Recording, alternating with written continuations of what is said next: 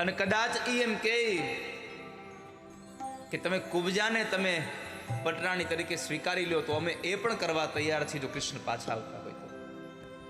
અહીંયા ગોપીઓનો પ્રેમ બતાવે છે કે આપણે જેને પ્રેમ કરીએ ને, એને જે પ્રિય હોય ને એ કરવામાં સાચો પ્રેમ છે. ઉદ્ધવજી જ્યારે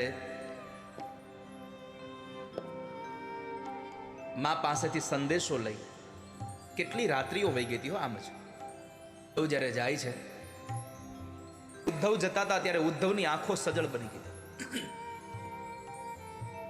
એની આંખોમાં પાણી ભરાઈ ગયા છે.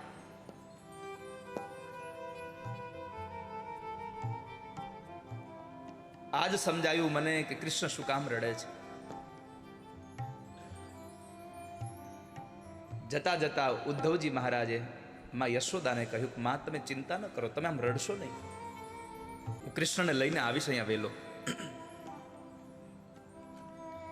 જ્યારે ઉદ્ધવ જાય છે ત્યારે આખું વાતાવરણ કૃષ્ણમય બન્યું છે.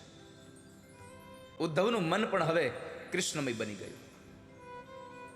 જ્ઞાન હતું પણ હવે ભક્તિ લાગી ગઈ. અને વાલા ભક્તજનો, આ સંસારમાં કૃષ્ણમાં પ્રેમ કરવો હોય, કૃષ્ણને પામવો હોય, તો આપણા મનના મેલને કાઢવા માટે જ્ઞાનનો સાબુ વાપરવો બહુ જરૂરી છે.